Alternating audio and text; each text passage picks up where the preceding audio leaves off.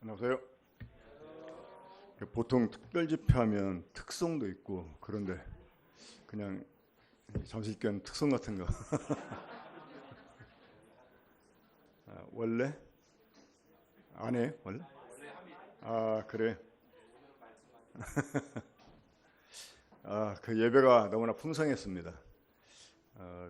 저희 군포 중부교회만 그런 줄 알았는데 잠실도 오히려 더 군포 중부보다 이렇게 훨씬 수준이 높은 것 같이 생각이 들었습니다. 참 예배 드리면서 그 하나님이 기뻐하실 것 같은 이런 느낌 때문에 참 마음이 이렇게 감사가 되고 평안이 있었습니다. 제가 첫날 세상에서 가장 소중한 나에 대해서 말씀을 드렸죠. 자, 이 세상에서 적어도 나에게 있어서 가장 소중한 것, 그것은 바로 나 자신입니다. 그렇죠? 나 자신이 없으면 나와 관계된 것들 아무 의미가 없어요. 내가 소중하니까 나와 관계된 것들이 소중하게 여겨지는 것입니다. 나와 더 가까울수록 더 소중하게 여기는 이유가 바로 나 자신이 그 어떤 것보다 내게 가장 소중하기 때문에 그렇습니다. 그런데 내가 왜 소중한지 그 이유를 사람들이 잘 몰라요. 존귀에 처하나 깨닫지 못하는 사람은 멸망하는 짐승 같다 하는 말씀이 있는데, 자기가 자기에게 가장 소중한데도 왜 소중한지를 사람들이 정말 모르고 짐승처럼 살고 있습니다. 우리가 어떻게 소중한지, 얼마나 소중한지를 알려면 뭐를 봐야 돼요? 성경을 봐야 돼요. 자, 성경은 무슨 책이다? 인간 매뉴얼. 이 전자제품이나 전기제품 사면 사용 설명서가 나오잖아요. 이것처럼 성경은 사람 설명서예요. 사람이 어떻게 만들어지고 왜 만들어지고 어떻게 할 때 사람이 고장나게 되고 그 고장난 사람이 어떻게 고침을 받을 수 있는지 이런 것들이 아주 상세하게 적혀 있어요. 그러니까 성경은요, 하나님에 관한 책이기도 하지만 동시에 사람에 관한 책입니다. 그러니까 다시 말해서 이 성경은 나에 관한 책이에요. 나에 관한 책. 자, 하나님이 사람을 얼마나 소중하게 지었습니까? 하나님의 형상을 따라 지었어요. 하나님 모양대로. 왜? 하나님이 창조한 모든 것을 함께 다스리게 하려고. 그러니까 원래 사람은요, 왕으로 지어져서 왕으로. 자, 이 시간을 크게 둘로 구분을 합니다. 어떻게 구분하냐면 2세대. 한번 따라 한번 해보세요. 2세대. 2세대는 언제부터냐면 하나님이 만물을 창조한 때로부터 나중에 이제 모든 것을 심판할 때가 옵니다. 자, 그 심판을 소위 백보자 심판이라고 해요. 하나님께서 그 하얀 보좌에 앉으셔서 모든 것들을 심판할 때가 있는데 그때까지가 2세대예요. 그러니까 창세로부터 백보자 심판 때까지가 2세대고 그것이 끝나면 또 오는 세대가 있습니다. 자, 그때를 새 하늘과 새 땅이라고 하죠. 그 새 하늘과 새 땅 시대를 오는 세대라고 그래요. 한번 다 같이 한번 해봅시다. 오는 세대. 그러니까 이 세대와 오는 세대로 시간을 구분하는데, 이 세대는 본래 누구한테? 하나님이 사람들에게 주셨어요. 사람들에게. 그러니까 사람들을 이 세대의 왕들로 창조 주신 거예요.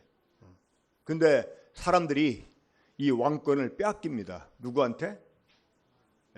마귀. 정확하게 말하면 사망. 제가 이 죽음에 대해서 말씀드릴 때 사망은 하나의 왕국이다 라고 말씀드린 거 기억나십니까? 사람들이 죽음 그러면 목숨이 끊어지는 걸 먼저 생각하는데, 물론 목숨이 끊어지는 것도 죽음의 하나지만 원래 죽음이라는 게요, 하나의 왕국이에요. 어떤 왕국? 죄로 세워진 왕국. 이 하나님이 창조한 피조물 가운데 가장 먼저 범죄하고 이 사망에 들어간 존재가 있습니다. 그게 바로 마귀입니다. 그리고 그 마귀의 깸에 빠져가지고 함께 타락한 그 천사들이 있잖아요. 그것들을 귀신이라고 그래요. 귀신. 그러니까 마귀는 우두머리고 귀신은 졸개가 돼요. 이것들이 가장 먼저 사망이라는 곳에 들어가서 이 사망의 세력을 잡게 됩니다. 자, 사망의 본토가 있어요. 이 세상을 살다가 범죄하고 세상을 살다가 죽잖아요. 그러면 이 사망의 본토로 옮겨지게 됩니다. 이 사망의 본토가 어디냐? 성경에서는 그것을 음부라고 그래요. 음부. 하데스 들어봤죠? 하데스. 그 히브리어로는 스올. 이 스올 하데스가 어디냐? 이 음부가 어디냐? 이 사망의 본토예요. 그리고 이 사망의 백성이 있어요. 원래 국가가 형성되려면 세 가지 조건이 필요하죠. 뭐가 필요합니까? 첫 번째, 주권. 주권이 있어야 돼요. 자, 우리가 옛날에 일본한테 나라를 빼앗겼어요. 사실은 뭘 빼앗겼어요? 주권을 빼앗긴 거죠. 그렇잖아요. 일본이 한반도를 잘라서 갖고 간 것도 아니고 또 백성을 다 옮겨간 것도 아니었어요. 근데 뭘 빼앗겼어요? 주권을 빼앗기니까 나라 빼앗겼다 이렇게 말하는 거예요. 주권. 자, 사망의 주권이 지금 누구한테 있습니까? 마귀한테 있어요. 히브리서 2장 14절에 보면 마귀를 사망의 세력을 잡은 자, 이 죽음의 세력을 잡은 자라고 말합니다. 그리고 영토가 필요하죠. 바로 음부가 사망의 영토입니다. 그리고 백성이 필요해요. 누구냐? 죄인들입니다. 자, 여러분 한번 그 상상력을 발휘해 보세요. 자, 원래 이 세대는 누구한테 주셨다고요? 하나님이 사람들에게 주셨어요. 사람들에게. 하나님이 사람들을 자기 형상과 모양을 따라 창조하시고 모든 만물을 통치하게 했습니다. 그렇죠? 그러니까 이 세대의 왕으로 사람들이 지어진 거야. 여러분, 이게 사람의 소중함인 거예요. 이 하나님의 형상대로 지어주고 여기에 인간의 존엄성이 있는 것입니다. 사람은 하나님과 같은 존재예요. 그러니까 모든 걸 다스리게 했죠. 자, 그런데 여기에 마귀가 들어옵니다. 자, 마귀는 누구라고요? 마귀는 누구라고? 사망의 세력을 잡은 자. 자, 사망이라는 왕국의 세력 잡은 마귀가 에덴 동산에 들어왔다. 이건 뭘 의미할까요? 뭘 의미할까? 이게 뭐냐면 사망이라는 왕국이 세상을 침공해 들어온 거예요. 세상에 침공해 들어와가지고 인간을 공격했어요. 마귀가 사람을 공격하는 것은 사실 딱 하나입니다. 뭐냐? 죄를 지켜 하는 거예요. 왜 그럴까요? 인간의 죄를 지어야 사망이 인간을 합법적으로 지배할 수 있게 돼요. 그래서 마귀가 하는 일은 뭐냐면 죄를 짓도록 유혹하는 일입니다. 많은 사람들이 마귀를 무서워하는데 왜 무서워하느냐? 무슨 해코지랄까 봐 무서워해. 근데 마귀가 해코지하는 게 주목적이 아니고요. 마귀가 하는 일은 사실은 딱 하나입니다. 뭐냐? 범죄케 하는 거예요. 죄를 짓도록 유혹해. 왜? 죄를 지어야 사망이 그 사람을 지배하게 되고 그래야 자기가 그 사람을 지배하게 되니까. 그래서 우리 어제 보았잖아요. 로마서 5장 12절에 보면 한 사람으로 말미암아 죄가 세상에 들어오고 사망이 왔나니 사망이 모든 사람 위에 왕노릇했다 이런 말씀이 있습니다. 자, 여러분, 그래서 이제 이 세상은요 사망이라는 왕국의 식민지가 되어버렸습니다. 식민지가. 자, 그런 세상에 하나님이 누구를 보내셨느냐? 한번 우리 창세기 3장 15절 보겠습니다. 이 창세기 3장 15절을 원시복음이라고 합니다. 원시복음. 그러니까 가장 최초로 제시가 된 복음이라는 말이죠. 우리 창세기 3장 15절 보겠습니다.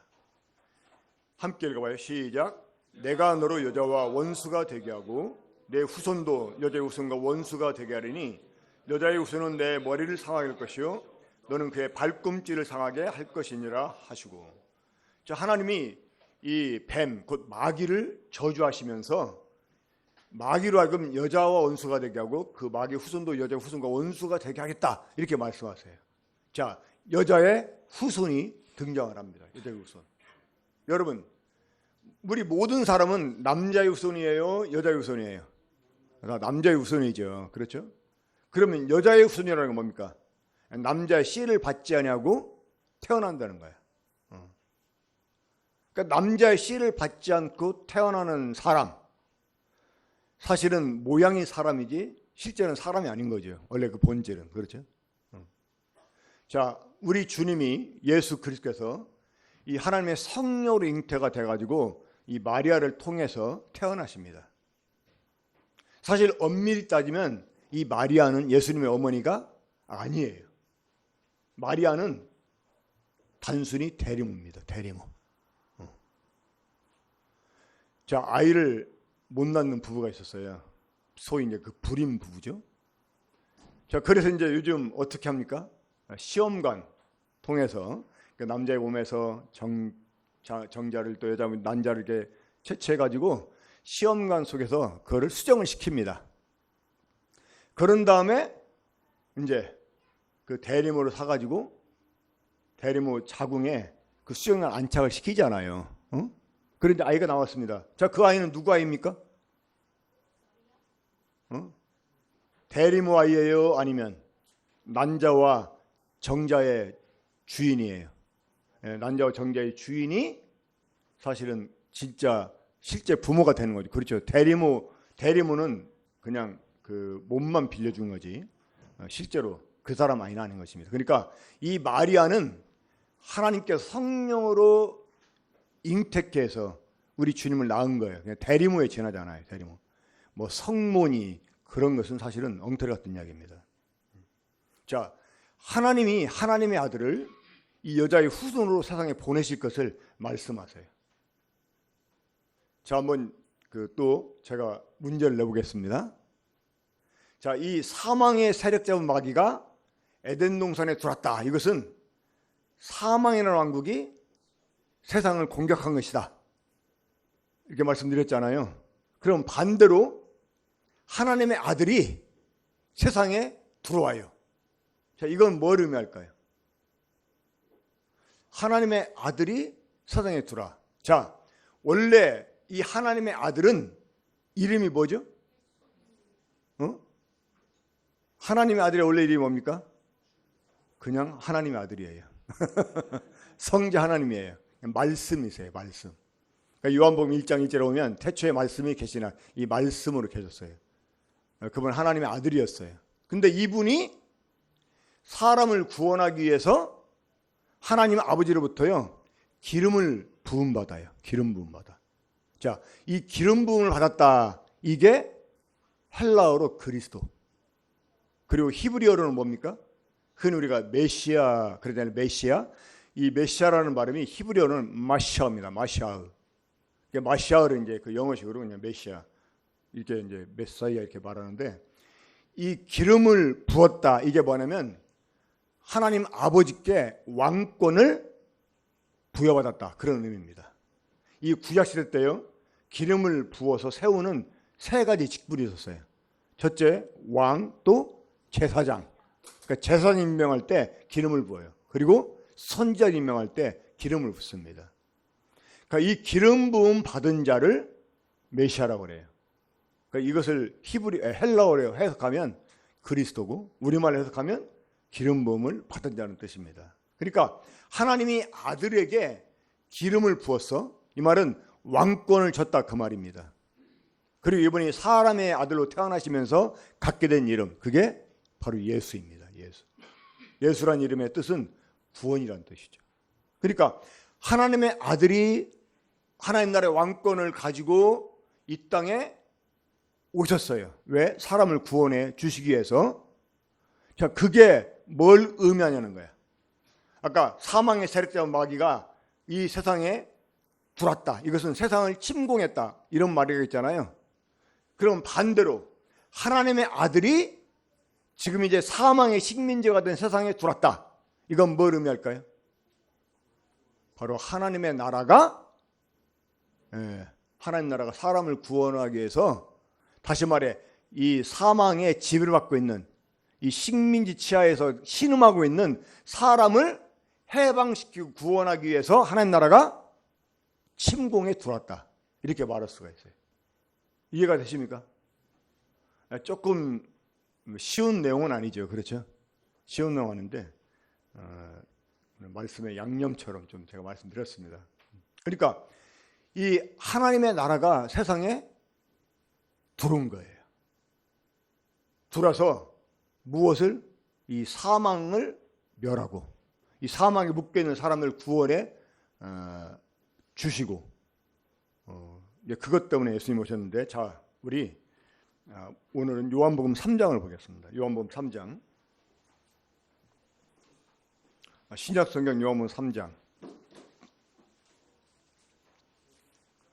일단 3절, 5절만 보겠습니다.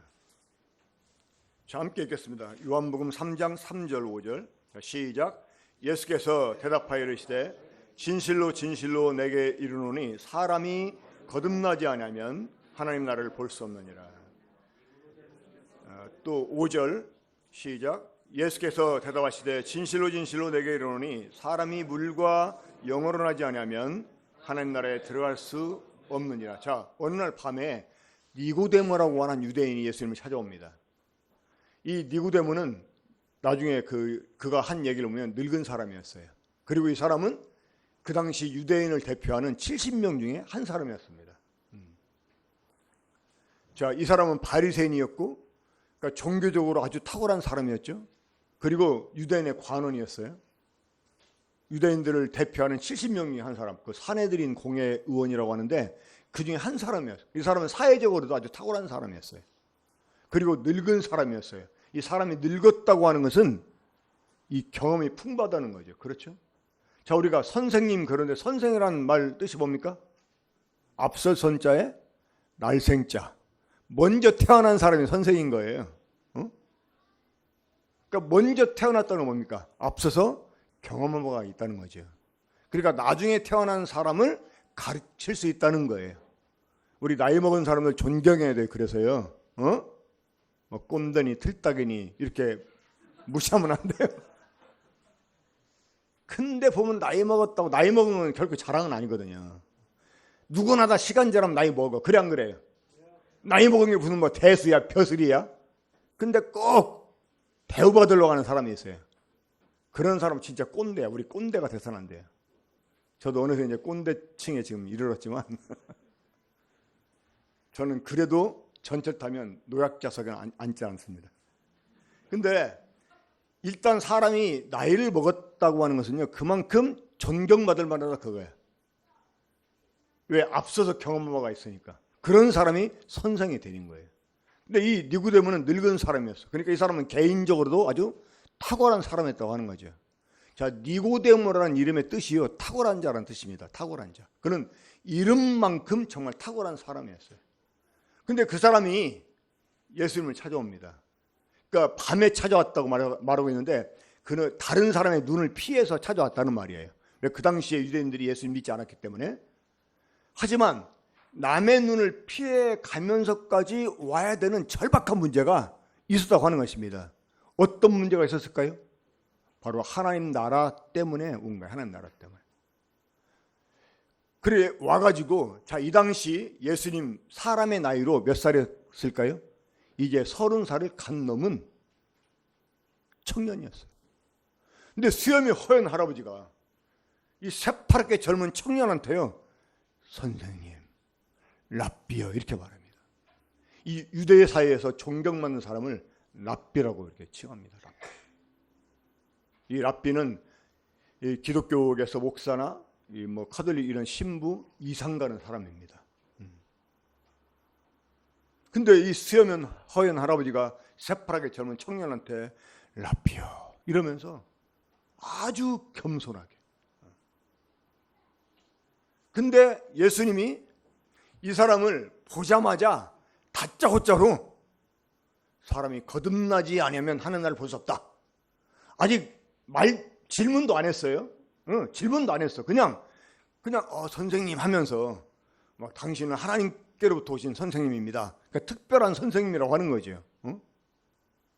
일단 질문을 위해서 뭔가 그렇게 했는데 주님은 질문도 안 들어보고 사람이 거듭나지 아니하면 하나님 나라를 볼 수 없다. 이렇게 말씀했어요. 그러니까 하나님 나라에 대해서 물어보려고 왔다는 거죠. 그렇죠? 하지만 물어볼 자격도 없다. 그렇게 말씀한 거예요. 만약에 우리 주님이 이 한국의 전라도 땅에 태어났다 그러면 이렇게 말했을 거야. 너 거듭나에 쓰겄다. 그러니까 거듭나지 아니하면 하나님의 나라를 꿈꿀 수도 없어요. 자, 그러면 왜 거듭나야 되느냐? 6절 보겠습니다. 6절 함께 읽겠습니다. 자, 시작. 육으로 난 것은 육이요 영으로 난 것은 영이니. 자, 육으로 난 것은 육이다, 영으로 난 것은 영이다. 자, 이게 쉬운 말은 아닙니다. 제가 설명을 해드리겠습니다. 이제 제가 어떤 전도협회 가가지고 이 부분을 말씀을 드리니까 말씀 끝나고 나서 어떤 형제님이 저를 찾아와가지고 그러더라고요. 형제님은 복음 이렇게 전할 때 보면 너무나 어렵게 전하는 것 같아요. 사실은 어렵게 전하는 게 아니고 어려운 내용을 전하죠. 사실 어려운 내용을 전하는데 이 어려운 내용을 전하니까 또 설명이 필요한 거예요. 그렇죠? 그래서 또 제가 필요한 거죠. 그러니까 어려운 내용을 전하는 거지 어렵게 전한 건 아닌 것 같아요. 내가 볼 때. 저 억울했어요. 설명을 해주는데 근데 어려운 내용에서 맞습니다만은 설명을 들으면 이해가 돼요. 그럼 이해가 되면 더 이상 어려운 게 아니야. 맞아요, 틀려요? 근데 그분은 이해를 못했나 봐. 그러니까 이제 어렵다고. 자, 육으로 난 것입니다. 자, 우리 먼저 첫 번째로 육 하면 뭐가 떠올라요? 육. 자, 한자로 육자가 무슨 육자입니까? 고기 육자. 살이야, 살. 원래는 살. 근데 때로 이 말이요, 몸을 가리키기도 해요. 몸을. 자, 우리 몸은 살만 있어요? 아니죠. 뼈도 있고 털도 있고 또 물도 있고. 그렇죠. 그러니까 이 살, 육, 이 말은 몸을 사실은 지칭하기보다는 먼저는 고기를 지칭해. 자, 살로만 된 게 있죠. 롯데인가요? 롯데 살로만이라고 하는 햄이 있어. 그거는 살로만 돼 있어. 근데 이 몸은 살로만 돼 있는 게 아닌데 때로 이 살이라는 말이 몸을 가리키기도 합니다. 근데 이 살이라고 하는 말이 나쁜 의미로 최초로 등장한 구절이 있습니다. 그게 바로 창세기 6장 3절인데 함께 보겠습니다. 예수님께서 요한복음 3장 6절에서 육으로 한 것은 육이요 할 때 그 육은요 살을 가리키는 게 아니고 몸을 가리키는 게 아니고 창세기 6장 3절에서 말씀하는 부정적인 의미의 육을 가리킵니다. 자, 함께 읽어봅시다. 창세기 6장 3절. 자, 시작.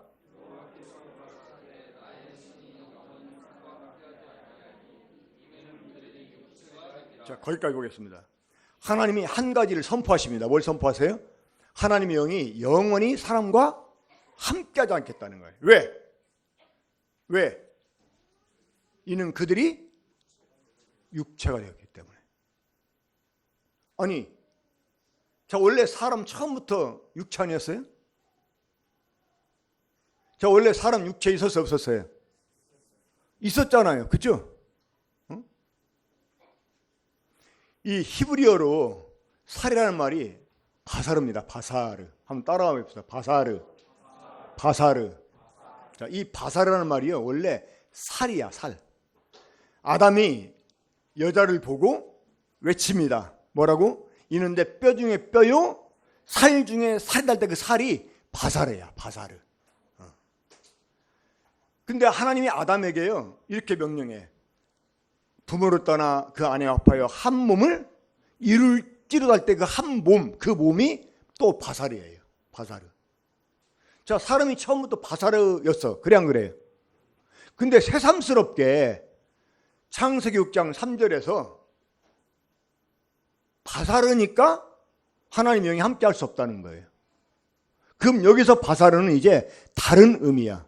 이해가 되시죠? 어렵습니까? 이거 어려운 내용이야, 사실은. 근데 설명해 주니까 쉽죠? 내가 왜 어렵게 전한다고 그래? 지금 생각해도 억울하네. 자기가 이해를 못한 거지. 자, 이해 안 가신 분, 그런 분은 어렵다고 할 겁니다. 자, 다시. 원래 바사르는 살이었고 또 몸을 지칭하기도 했고 또 6장 3절에서는 부정적인 의미로 이제 육이라는 말이 사용이 됩니다. 그럼 여기서 말하는 육은 뭐냐? 죄성. 자, 이 죄가 사람 속에 들어와서요, 사람 속에 한 새로운 본성을 일으켜요. 그 본성을 육이라고 그래요. 그래서 우리 로마서에 보면 육에 속하여 이런 말 나오죠. 나는 육에 속하여 죄 아래 팔렸도다 이런 말 나와요. 자, 거기서 육에 속했다는 말이 몸에 속했다는 말이 아니에요. 그렇죠? 살에 속했다는 말이 아니에요. 육에 속했다는 말은 무슨 말입니까? 죄에게 속했다는 말이에요. 그러니까 사람 속에 이 선악을 하는 죄가 들어와서 본성을 만들어냈다는 거예요. 그 죄로 말미암아 생겨난 본성을 뭐라고 한다? 육이라고 한다는 거예요. 육. 자, 육에 속한 사람은 하나님의 뜻에 순종할 수가 있어 없어요? 없다고 그랬어요. 로마서 8장에서. 이 하나님의 법을 굴복할 수도 없다고 이렇게 말했어요. 그러니까 사람 속에 육이라고 하는 죄 본성이 생겨났어요. 자, 지금 여러분 속에 육이라고 하는 본성이 있습니까? 없습니까? 있잖아요. 거듭난 사람 속에도 여전히 육이라는 본성이 남아있어요. 이제 중요한 것은 거기에 속하지 않았다는 거예요, 지금은. 근데 남아있어요. 이 사람이 범죄하게 되는 것이요, 이 육이라고 하는 본성 때문에 범죄하는 거예요. 거듭나고 나서도 범죄하는 것은 이 육을 우리가 효과적으로 처리하지 못하니까 범죄하게 되는 거예요. 자, 하나님이 선언하십니다. 뭘? 하나님의 영이 영원히 사람과 함께 할 수 없다는 거예요. 왜? 이는 사람이 육에 이제 속한 자가 됐기 때문에. 그렇게 해가지고 사람이 계속 자녀를 낳는데 뭘 낳아요? 육을 낳는 거예요. 육을. 이 다윗이 하나님께 범죄하고 회개할 때 그가 뭐라고 고백합니까? 내가 죄악 중에 출생하였으며 모친이 죄 중에 나를 잉태하였나이다, 이렇게 말해요. 그러니까 사람은 태어날 때부터 죄인으로 태어난다는 거예요. 이 몹쓸병이 유전되듯이 이 죄를 우리가 물려받고 태어나는 거야. 그러니까 사람은 태어날 때부터 무엇에 속한 자? 육에 속한 자로 태어나는 거예요. 이 육에 속한 자의 특징이 있습니다. 뭐냐? 아무리 선을 행하려고 해도 행할 수가 없어요. 이 하나님의 법이 주어져도 그 법대로 살려고 노력해도 안 되는 거예요. 안 돼. 로마서 7장 15절에서 사도 바울이 그렇게 고백하잖아요. 내가 원하는 것은 행처냐고 원치 않는 악을 행한다. 자, 여러분, 내가 원하는 선은 나는 지금 분명히 선을 원해요. 선 행하기를 원해요. 근데 선이 행해지지 않아. 악을 행하려고 하지 않아, 내가. 근데 악이 저절로 행해져. 그럼 여기에 우리가 한 가지 깨달아야 되는 게 있어요. 뭘 깨달아야 되느냐? 그걸 행하는 게 내가 아니라는 거야. 내가 악이 좋아서 행했다 그러면 그 악을 내가 행한 거야. 예? 근데 나는 악을 행하고 싶지 않았어요. 선을 행하려고 했어요. 근데 나도 모르게 악이 행해지는 거야. 그것은 내가 행하는 게 아니라 무엇이? 내 속에 있는 죄가 행하는 것이다. 사도 바울이 그걸 깨달았다는 거예요. 그러니까 육에 속한 사람은요, 악을 행하지 않으려고 막 결심을 해요. 하나님의 율법을 알고 율법을 지켜야 된다는 거 알고 그렇게 지키면 그것이 나에게 유익이 되고 다 알아. 근데 행하려고 마음을 먹어도 안 되는 거예요. 안 돼. 제가 그랬었어요. 제가 신학대학 3학년 1학기 마치고 군대를 갔어요. 제가 군대를 그때 이제 가긴 갔어도 원래 막 공수부대나 아니면 해병대 이런 데 가기를 원했어요. 근데 그 당시 뭐 눈도 나쁘고 또 비유성 비염도 있고 해가지고 신체 등급 갑을 못 받아가지고 이제 육군은 이제 가게 됐거든요. 근데 제가 그때 막 좀 험한 데로 가기 원했던 이유가 뭐였냐면 너무나 답답하니까 막 한바탕 막 어디 가서 막 뒹굴다 오고 싶은 거예요. 내가 답답한 게 뭐였냐면요, 이 죄에 대한 문제가 해결 안 되는 거예요. 죄에 대한 문제가. 뭐 예수님이 막 내 죄를 위해서 죽으셨네. 제가 고등학교 다닐 때 예수님이 십자가만 생각하고 막 정말 눈물을 뚝뚝 흘렸던 사람이에요. 근데도 항상 뭐냐면 내 속에 죄가 있는 거예요, 여전히. 어떨 때는 막 눈물kun을 막 다 쏟아가면서 막 금요일날 저녁 때 막 기도원 올라가가지고 막 소나무 뿌리를 잡고 막 주여 막 하면서 막 밤새도록 기도하고 막 죄를 막 다 잡아 막 자백하고, 어떤 사람은 회개할 때 막 심지어 어렸을 때 엄마 젖꼭지 깨물은 것까지 막 다 회개했다고 하는데 막 정말 그렇게 막까지 하고 그럼 막 한바탕 막 울고 막 회개하고 나면요 속이 후련해져요. 그럼 다 용서받은 것 같아. 근데 조금 지나면 다시 여전히 내 속에 죄보따리가 있어요. 그렇다고 내가 막 거짓말하는 것도 아니고, 응? 무슨 뭐 여자들하고 놀아는 것도 아니고 술도 먹는 것도 아니고, 응?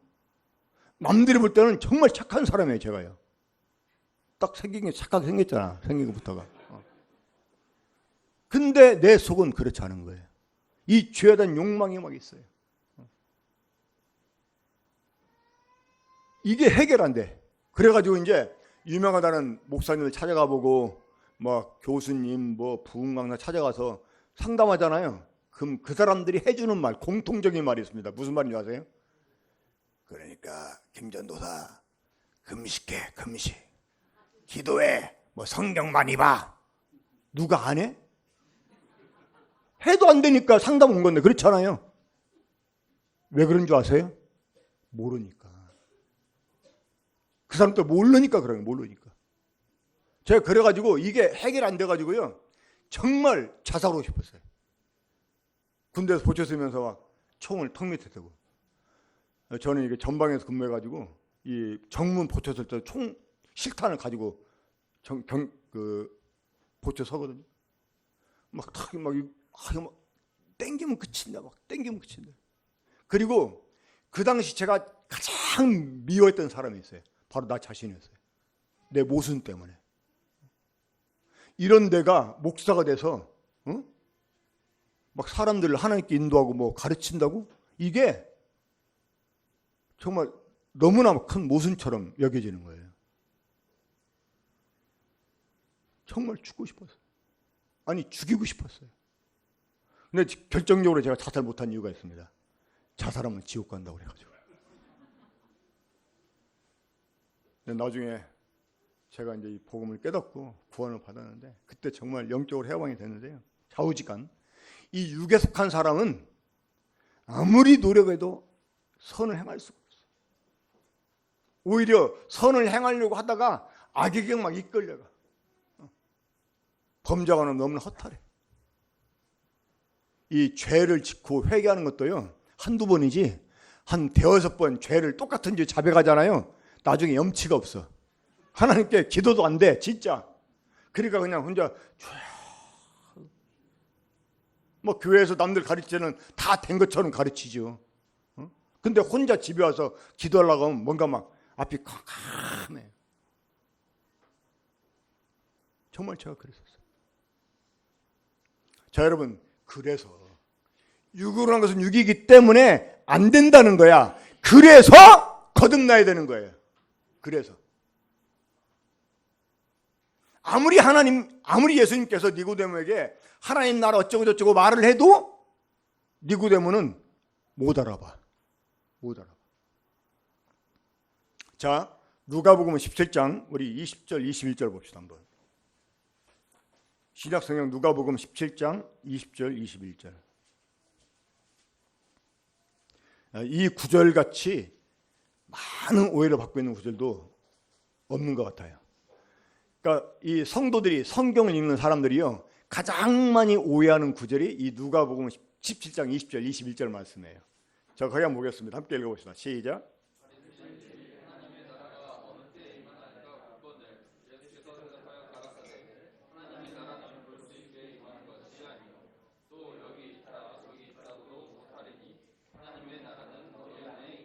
자, 하나님 나라가 어디에 있다고요?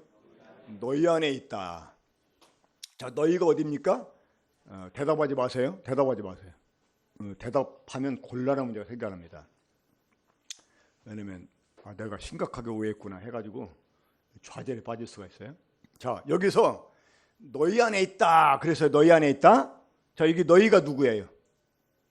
성경 보고 있는 나입니까? 아니면 하나님 나라가 어느 때 임하냐고 물어본 바리새인입니까? 누구예요? 예수님이 지금 누구한테 대답했어요? 바리새인한테 대답한 거잖아요. 그렇죠? 그러니까 여기서 너희가 지금 성경 보고 있는 내가 아닙니다. 그래 안 그래요? 너희 안에 있다. 그러니까 자기인 줄 알잖아. 그래서 안 그랬어요. 솔직히. 그 너희 안에 있다 그러니까 아 하나님 나라가 내 안에 있다는 거구나.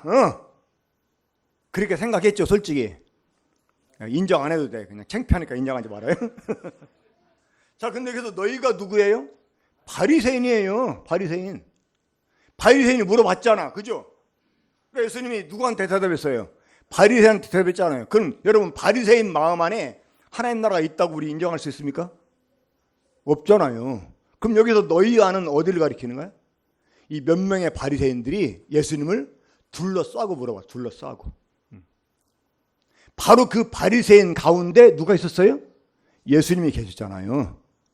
바로 예수님은 자기 자신을 가리켜서 내가 하나님의 나라다 이렇게 말씀한 거예요. 이해가 되세요?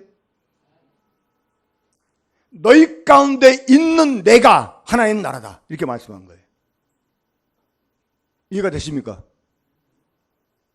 이거 이해가 돼야 되는데.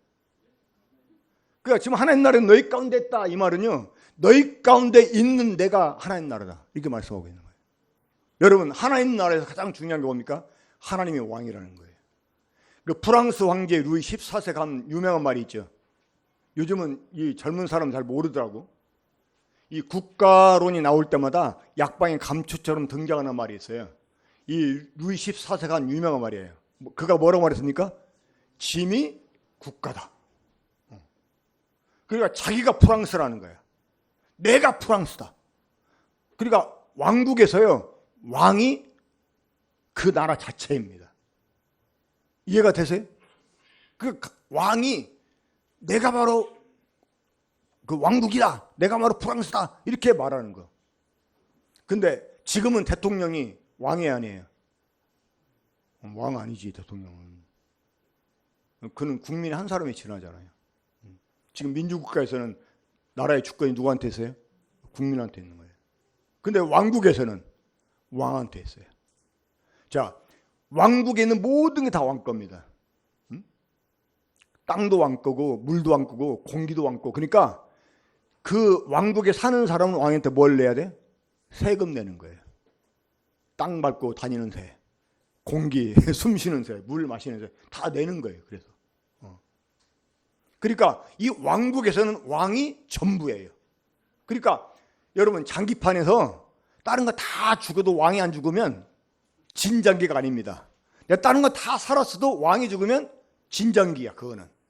그러니까 왕이 다른 나라로 망명 가면 그 나라는 절대 망하잖아요. 일단은 전쟁에서는 패배했어도 아직 망한 건 아니야.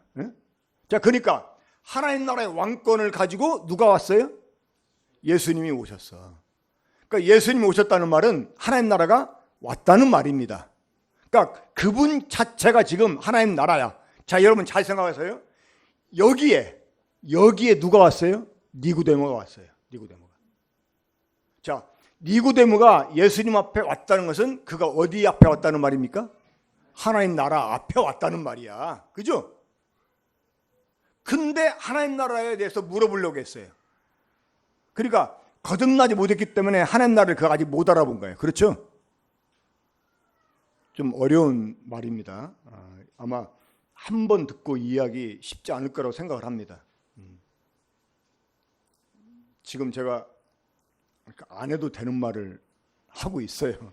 이 전도 집회 때 굳이 이런 얘기 안 해도 되는데 말 나온 김에 지금 제가 얘기를 꺼냈는데 좀 어려운 얘기를 꺼낸 게 아닌가 이렇게 생각을 하긴 합니다만은, 아무튼 니고데모가 예수님 앞에 왔다는 말은요, 그가 하나님 나라 앞에 왔다는 거예요. 근데 못 알아봤어요. 왜? 거듭나지 못해서, 육에 속해 있기 때문에. 그러니까 그 사람한테 하나님 나라를 말해줘도 몰라요. 못 알아들어. 깨닫지를 못해. 그래서 뭐가 먼저 필요해? 거듭나야 된다. 거듭나야 된다. 이 거듭난다는 말은요, 육에 속한 사람이 영에 속한 사람으로 다시 태어나는 거예요. 자, 우리 요한복음 3장 6절 보겠습니다. 자, 요한복음 3장 다시 6절 보겠습니다. 거기 예수님께서 하신 말씀 다시 한번 읽겠습니다. 자, 함께 읽어봐요. 시작. 육으로 난 것은 육이요, 영으로 난 것은 영이니. 그러니까 우리는 우리 부모 조상들로부터요, 육으로 태어났어요. 육에 속한 죄인으로 태어났으리가요. 응? 그래서 하나님의 뜻에 우리는 굴복할 수 없는, 근본적으로 우리는 정말 저주받을 죄인으로 태어났다 그 말이에요. 아까 창세기 6장 3절에서 하나님이 뭘 선언했습니까? 이제 더 이상 하나님의 영이 사람과 함께 할 수 없다는 거예요. 우리말 성경에서는요, 영원히 함께 하지 않겠다 이렇게 번역됐는데, 영어 성경 킹 제임스를 보면 어떻게 번역했냐면, 하나님의 영이 사람과 영원히 다투지 않겠다, 이렇게 다투지 않겠다. 자, 이게 무슨 의미일까요? 그 말은 성령님이 인간들과 다퉜다는 거야. 왜 다퉜을까요? 죄를 못 지켜. 인간들이 죄를 지으니까 죄를 못 지켜 말리느라고 다퉜다는 거예요. 그런데도 안 된다 그 말이야. 안 돼. 막 그냥 계속 부모에게 속을 썩이는 자식이 있잖아요. 막 못하게 막 야단치고 막 때려도 막 계속 그 고집 부리면서 그 죄를 짓는 자식. 그 자식들한테 부모가 결국 손을 들죠. 그러면서 뭐라고 할까? 알았어.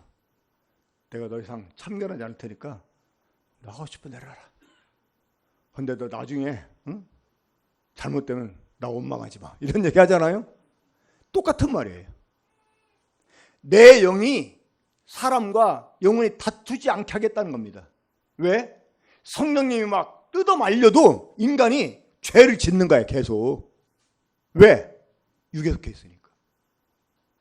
육에 속한 사람이 돼버렸기 때문에 인간은 성령님이 말려도 죄를 그치지 못한다는 거예요. 이해가 되십니까? 그래서 뭐가 필요해요? 거듭나야 되는 거예요. 그래서 거듭나야 되는 거예요. 자, 거듭나기 위해서 어떻게 해야 될까요? 거듭나기 위해서. 이 거듭난다는 말은요, 다시 태어나는 거잖아요. 이 다시 태어나려면 먼저 해야 되는 일이 있습니다. 어떤 일일까요? 죽어야 돼요. 죽어야 돼요. 그 육에 속한 사람이 먼저 죽어야 돼. 그래야 영에 속한 사람은 거듭날 수가 있어요. 근데 우리가 그런 그 육에 속한 우리를 죽일 수가 있어요? 이제 제가 옛날에 학교 다닐 때 학교 채플 시간이었는데 그 내 옆에 앉은 애가 걔가 이제 학교 졸업하고 제가 졸업한 학교 교수도 하고 막 그랬던 애거든요. 근데 그때 막 내 옆에서 기도하는데 뭐라고 기도하냐면 주여 내 사람을 죽여주시옵소서, 막 죽여주시옵소서 하면서 막 죽여달라고 막 기도하더라고. 왜? 죽어야 거듭나니까. 근데 안 죽어지니까 계속 죽여달라고. 그럼 우리 어떻게 죽을 수가 있어요? 자, 이 거듭남에 대해서 좀 설명을 드린 다음에 그 부분 말씀드리겠습니다. 우리 다시 한번 3절 읽겠습니다. 예수께서 대답하여 이르시되 진실로 진실로 내게 사람이 거듭나지 아니하면 하늘나라를 볼 수 없다 이랬는데, 여기서 거듭난다는 말은요 어떤 말이냐면 아노된 겟나오라는 말이 사용되는데, 한번 따라 한번 해볼까요? 아노된 겟나오. 이 아노된이라는 말이요 위로부터. 그러니까 위로부터는 어디입니까? 하늘이죠. 그러니까 하늘로부터 우리가 나야 된다는, 하늘로부터. 그럼 하늘은 누구를 상징합니까? 하나님 상징하잖아요. 그래 거듭난다는 말은 하나님께로부터 태어난다 이런 뜻이에요. 그러니까 하나님께로부터 태어나는 거, 이게 그 거듭나는 건데, 우리가 하나님께로부터 태어나려면 어떻게 해야 될까요? 자, 우리가 하나님께로부터 태어나면 어떻게 해야 돼요? 원래 태어나려면 먼저 우리를 낳아준 분 속에 있어야 돼요. 그렇죠? 자, 낳았다는 말이 무슨 말입니까? 나왔다는 말이 내 속에 있는 것을 나오겠다는 말이야. 그죠? 자, 우리 주찬이 형제? 주찬이 형제 엄마가 나서 아빠가 나서? 엄마 아빠. 자, 주찬이 형제가 엄마 뱃속에 있기 전에 누구 속에 있었어? 아빠의 몸속에 씨로 있었잖아요. 그죠? 엄마 성이 뭐야? 근데 왜 주찬이 형제는 왜 김씨야? 원래 주찬 형제가 김씨 속에 있었어. 그러니까 아빠가 엄마 뱃속에 애를 나놓는 거예요. 그죠? 그걸 엄마가 뱃속에서 기르는 거예요. 그 다음에 나오는 거야. 그러니까 내 속에 있는 것을 나오게 한 것을 낳았다고 표현하는 거예요. 근데 우리가 하나님께로부터 나오려면 하나님 속에 있었어야 됐거든요. 근데 우리는 하나님 속에 있지 않았어요. 그렇죠. 하나님 우리를 낳은 게 아니라 사실 만들었잖아요. 그죠? 근데 여기에서 예수님이 그랬어요. 안우된 겟나오. 그러니까 하늘로부터 나지 아니하면 이렇게 말씀했는데 이 결국은 하나님께로부터 태어나야 된다 그런 말인데 우리 하나님 속에 있지 않은 어떻게 우리가 하나님께로 나올 수가 있어요? 자, 그런데 요한복음 1장 13절에 이런 말씀이 있습니다. 보겠습니다. 요한복음 1장 13절. 자, 12절부터 보겠습니다. 12절부터 시작. 영접하는 자 곧 그 이름을 믿는 자들에게는 하나님의 자녀가 되는 권세를 주셨으니 이는 혈통으로나 육정으로나 사람의 뜻으로 나지 아니하고 오직 하나님께로부터 난 자들이니라. 여기 지금 희한한 표현이 있습니다. 어떤 표현이 희한한 겁니까? 바로 하나님께로부터 난 자들이라는 거예요. 우리가 하나님 속에 있다가 나와야 하나님께로부터 난 자가 되는 건데요. 하나님께로부터 나오지 않았는데 우리가 하나님께로부터 난 자가 됐다는 거예요. 어떻게 했을 때? 영접했을 때. 누구를? 하나님의 아들 예수 그리스도를 영접했을 때 우리가 하나님께로부터 난 자가 된다는 거예요. 난 자. 자, 그 예수님이 어떤 분인지 한번 보겠습니다. 1장 18절 함께 읽겠습니다. 거기도 시작. 본래 하나님을 본 사람이 없으되 아버지 품속에 독생하신 하나님이 나타나신 자. 그 예수님을 흔히 독생자로 표현해. 독생자. 이 독생자라는 말을 이제 영어로는 only begotten son이라고 이렇게 표현합니다. 그냥 독자는 only son이야. only son. 근데 독생자는 only begotten son이에요. 이게 어떻게 다르냐면 자, 우리 남자 몸속에는 많은 아기 씨가 있어요. 그래 안 그래? 근데 하나밖에 안 낳았거나 못 낳았을 때 이제 독자로 표현하잖아요. 그런데 독생자라는 뜻은요, 오직 하나밖에 없어요. 그러니까 그 우리 주님이 하나님의 독생자인데 이 말은 원래 하나님 품속에 유일하게 계셨다는 거예요. 그리고 하나님 품속에 유일하게 계시다가 이분이 창세 전에 아버지에게서 나오셨어요. 어떻게? 말씀으로. 이게 요한복음 1장 1절 말씀 의미입니다. 태초에 말씀이 계시니라. 이 말씀이 하나님과 함께 계셨으니 말씀이 하나님이다. 그러니까 이 독생하시던 하나님이 아버지 품속에서 나오셨어. 말씀으로. 그리고 중요한 게 있습니다. 뭐냐? 1장 4절 보세요. 1장 4절. 1장 4절 읽어봐요. 시작. 그 안에 생명이 있었으니. 자, 이 말씀이신 하나님 속에, 다시 말해 하나님의 독생자 속에 뭐가 있었다? 생명이 있어요. 생명이.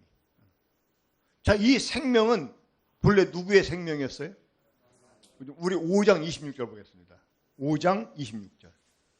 자, 하나님의 독생자 말씀으로 이제 나오신 그 하나님의 아들 속에 있는 생명, 이 생명이 본래 누구 생명이냐?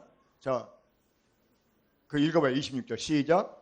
아버지께서 자기 속에 생명이 있는 것 같이 아들에게 주어 아들에게 있겠다는 거예요. 그러니까 아들 속에 있는 생명은 본래 누구의 생명이었어요? 아버지의 생명이었다는 거예요. 아버지의 생명. 자, 여러분, 자녀는 부모로부터 생명을 부여받은 존재입니다. 자, 그러면 우리가 이제 하나님께로부터 직접 나아지지 않아도요, 이 하나님께로부터 난 자처럼 될 수 있는 방법이 있다는 거예요. 그 방법이 무엇입니까? 바로 이 예수 그리스도, 이 하나님의 독생자, 다시 말해서 하나님의 생명을 가지고 있는 이분을 우리가 영접하게 되면 하나님께로부터 난 자가 된다는 거예요. 왜? 우리가 예수 그리스도를 영접함으로 인해 가지고 똑같은 하나님의 생명을 가지게 되기 때문에 그렇다는 것입니다. 자, 이미 예수님을 영접한 사람들은 이 하나님의 생명을 지금 가지고 있어요. 그러니까 예수님 속에 있는 똑같은 하나님의 생명이 우리 속에 지금 있다는 거예요. 믿습니까? 이게 얼마나 놀라운 일입니까? 제가 어제도 말씀드렸지만 흙덩어리에 지나지 않은 우리잖아요. 그죠? 더군다나 막 쓰레기같이 전락해버린 부패한 우리였잖아요. 근데 이런 우리 속에요, 독생자 속에 있는 똑같은 하나님의 생명이 지금 들어있다는 거예요. 하나님이 여러분 우리한테 하나님의 자녀라고 말해주는 것이요, 그냥 너 내 아들 믿었냐? 응, 알았어. 이제부터 내가 그냥 너 아들이라고 해줄 테니까 나한테 아버지라고 그래? 그런 정도가 아니라는 거예요. 아들 속에 있는 똑같은 생명이 지금 내 속에 있어요. 그러니까 하나님 우리를 보고 아들이라고 당당히 말씀해 주시는 거예요. 예수님이 히브리서 2장 보면 예수님이 우리를 보고요, 형제라고 해요. 형제라고. 형제. 이 노마스 8장 29절 보면 얼마나 놀라운 표현이 나오는지 모릅니다. 한번 보겠습니다. 노마서 8장 29절. 자, 로마서 8장 29절.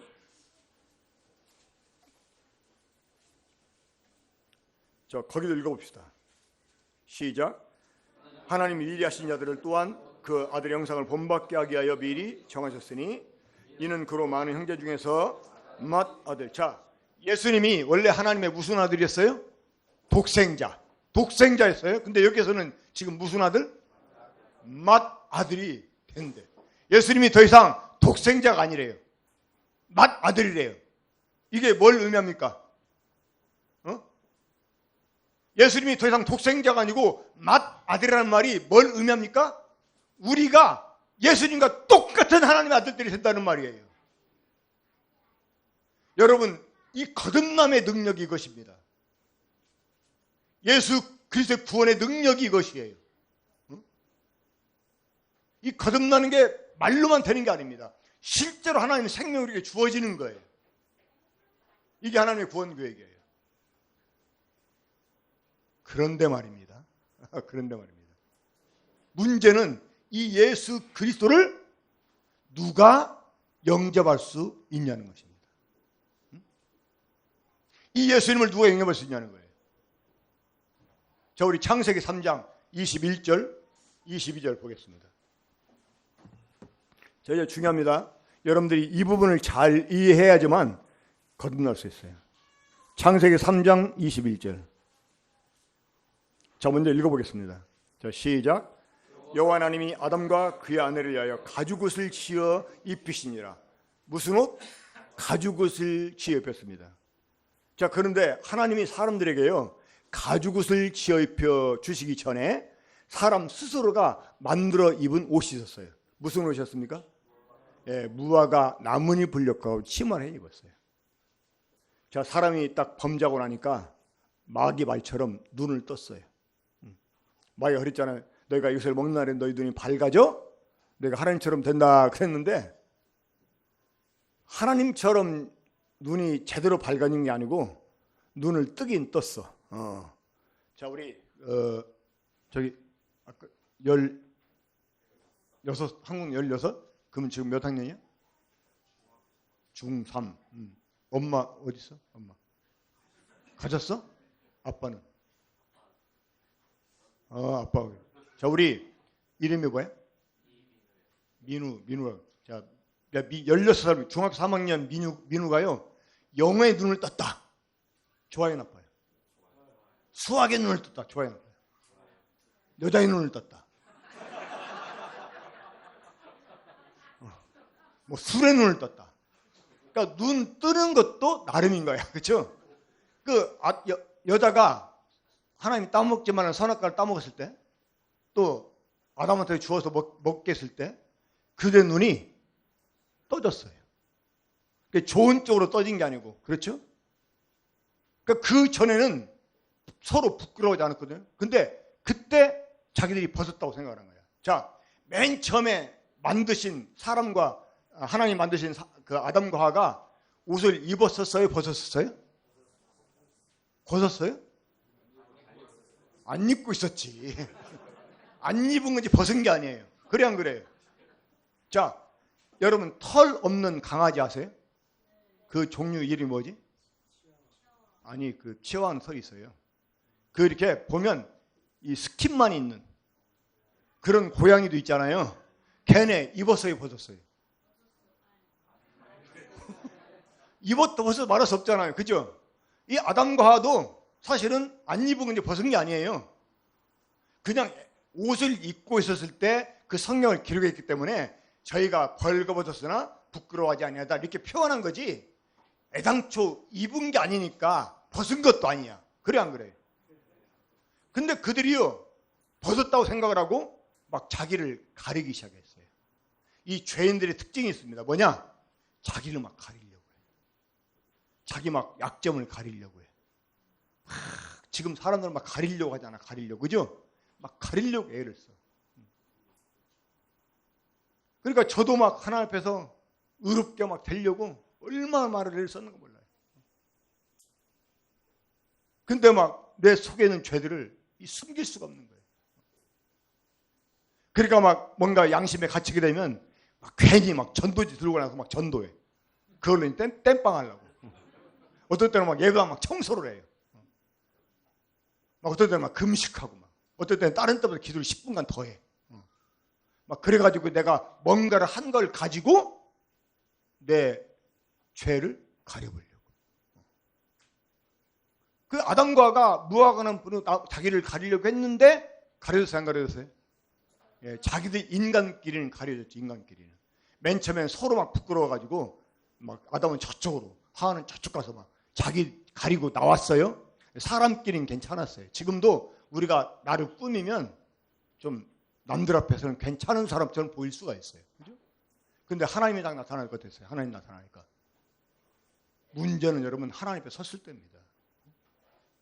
그들이 나무 사이에 숨으면서 뭐라고 고백해요? 내가 벗었으므로 두려워할 수 없네. 자, 분명히 그들은 입었어요. 그죠? 스스로 만들어 입었는데 하나님 나타나니까 벗었다고 말하는 거예요. 그러니까 하나님 앞에서는요, 우리 죄를 우리가 스스로 가릴 수가 있다 없다? 없다는 것입니다. 사람이 죽으면 하나님이 심판대 앞에 서거든요.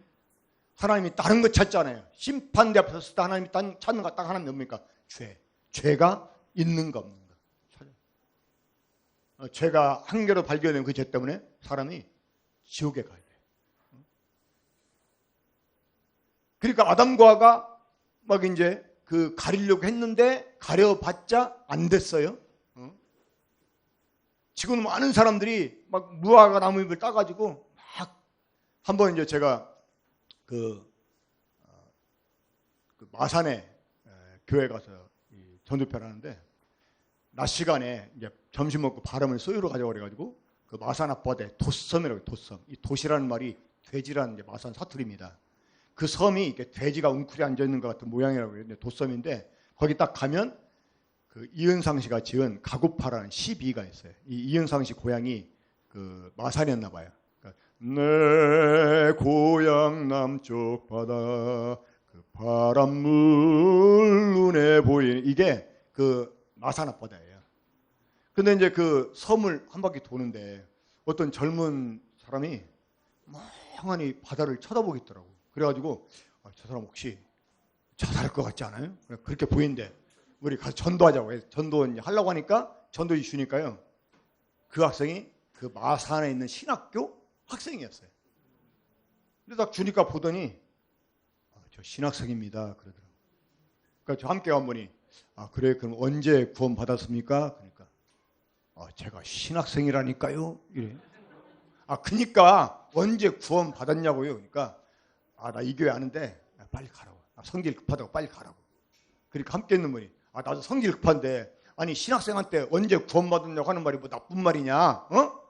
언제 구원 받았으면 이렇게 언제 이렇게 받았다 말하면 되잖아요. 그렇죠? 제가 부족하지만 집사입니다. 제가 뭐 장로입니다. 구원 받았냐고 물어보는데 누가 지금 목사인 거 물어봤어? 제가 목사입니다.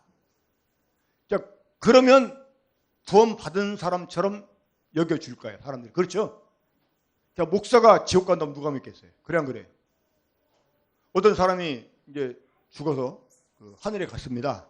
그러니까 천사가 그 사람을 이제 데리고 예수님께 막 갔어요. 걸어가는데 갑자기 막 그 문 쪽에서 목사 왔다 하는 소리가 들리니까 예수님이 막 앉아 계시다가 벌떡 일어나더니 막 달려가서 막 그 목사를 반갑게 맞아주더래요. 그리고 이 사람이 실망을 한 거야. 아니, 이 땅에서만 목사하고 평신도 구분하나 그랬는데 하늘에서 목사하고 평신도 구분하잖아요. 응? 그러니까 맞아. 평신도는 병신도의 병신도 하고 이제 실망해서 가는데 조금 있어 예수님이 오시더니 그러더래요. 야, 너 오해하지 마라.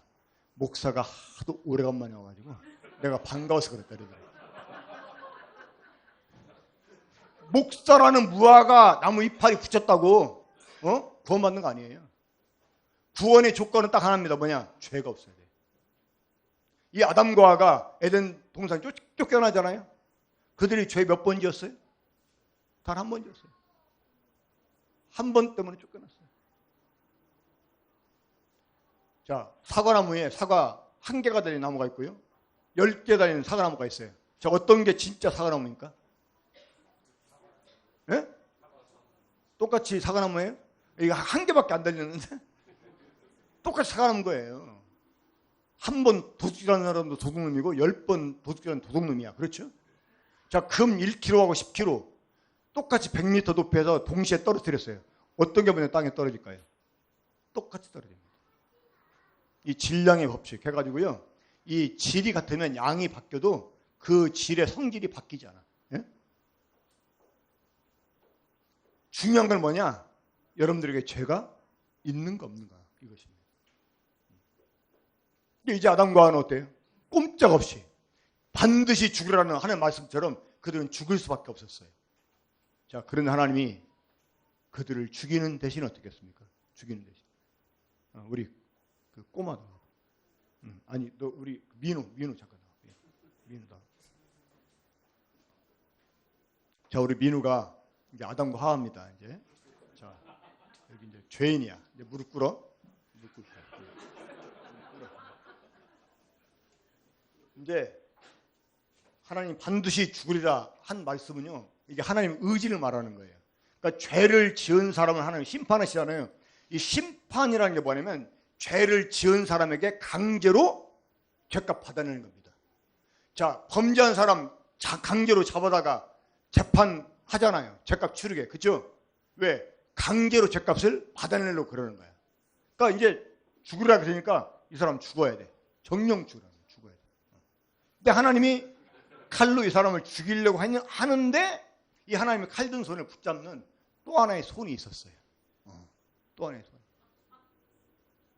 하나님의 사랑의 손이었습니다. 원래 하나님이 사람을 왜 만들었어요? 하나님과 함께 모든 만물을 통치하게 하려고. 그런 사람으로 막 땅이 충만하길 원했어요. 근데 이 사람이 범죄했다고 죽일 수가 없네. 근데 안 죽이면 어떻게? 안 죽이면 죄가 그대로 있잖아요. 그럼 하나님 불의한 분이 되는 거예요. 근데 사랑하는 사람을 죽일 수가 없어. 그래가지고 하나님이 생각한 방법이 있었어요. 뭐였냐면 한 마리의 양, 짐승을 가지고 온 것입니다. 자, 발탁. 자, 여기 죄송하지만 4발로 꿇어앉았어요. 4발. 자, 하나님이 여러분 가죽옷을 만들려면 뭐가 필요해? 가죽을 만들려면 짐승이 죽어야 되는 거예요. 그렇죠? 그러니까 이 아담을 죽여야 될 칼을 가지고, 자, 옛날에 이 구약시대 때 사람이 범죄하잖아요. 그러면 그 죄 용서받으려면 양의 염소를 제사장한테 가지고 갑니다.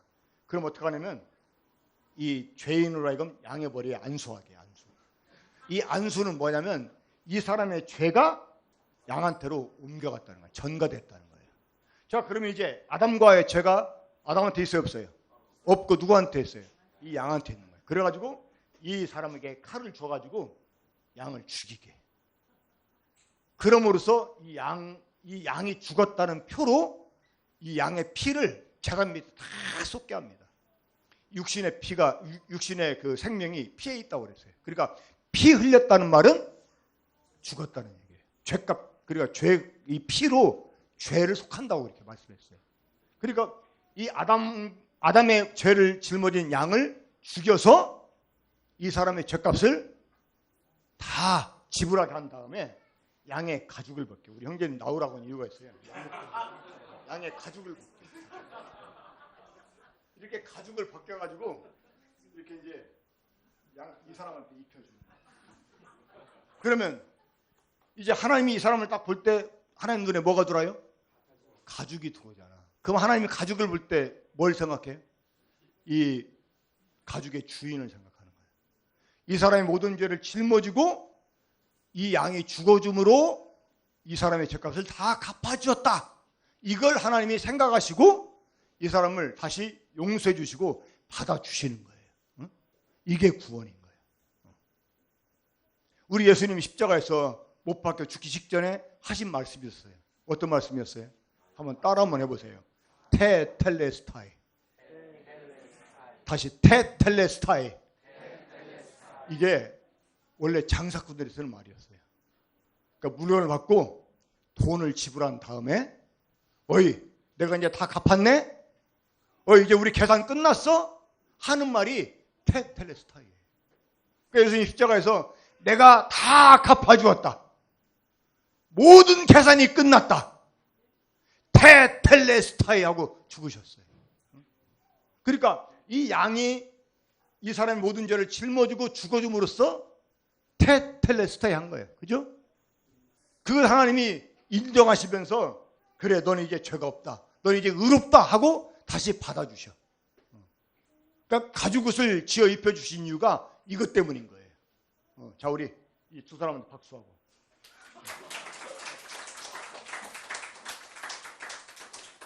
교회 재정에 부담이 없다면 이분들 상품권 스타벅스 사주세요.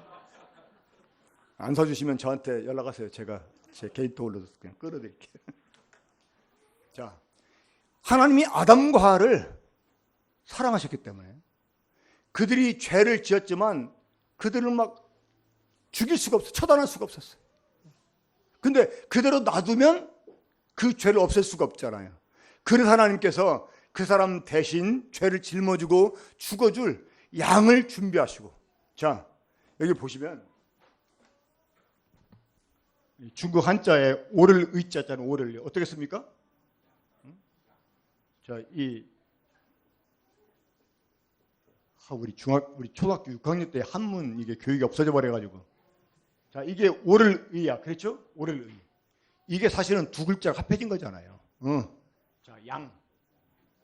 이 양양자에다가 나를 가리키는 이게 플러스 돼가지고 오를 의가 돼. 자, 뭐가 오라? 뭐가? 양 밑에 있는 게 옳은 거예요. 양 밑에 있는 거. 내 모든 죄를 짊어지고 죽어준 양 밑에 있는 게. 그러니까 이 오를 의자가 무슨 글자냐? 지금 양 가죽옷을 입고 있는 글자예요. 이 양 가죽을 입고 있어. 이게 옳다는 거예요. 이게. 믿습니까? 자, 그런데 우리 22절 보겠습니다. 여호와 하나님이 이르시되 보라 이 사람이 선악을 아는 일에 우리 중 하나같이 되었으니 그가 그의 손을 들어 생명나무 열매도 따먹고 영생을 까노라. 자, 이렇게 분명히 양을 대신 잡아서 그 사람들의 모든 죄값을 다 대신 갚게 주셨는데 이들을 쫓아냈다는 거예요.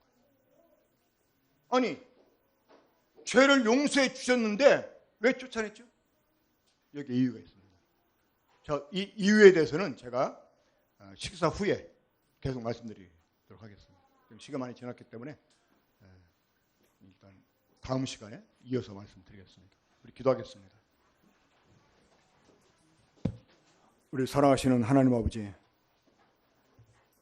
우리의 죄를 따라 우리 처차기를 기뻐하지 아니하시고 우리를 용서해 주시기 위해서 사랑하는 아들 예수 그리스도를 십자가에 못 박혀 죽게 하신 아버지, 참 그럼에 불구하고 주님이 또 사람을 에덴 동산에 쫓아내셨는데 참 그 이유를 오늘 이곳에 참석하신 모든 분들 명확히 이해할 수 있게 해주시고, 그래서 하나님의 원하시는 바 참된 구원에 이를 수 있도록 주님께서 역사에 주시기를 간절히 원합니다. 계속되어지는 집회를 주께 의탁하오니 성령님께서 온전히 주장하시고 또 이곳에 참석하신 모든 분들의 마음을 주장해 주셔서 이분들이 바른 진리를 이해하고 하나님 참된 구원 가운데 거할 수 있도록 은혜를 베풀어 주시길 바랍니다. 이 모두를 주 예수 그리스도 이름으로 기도합나이다. 아멘.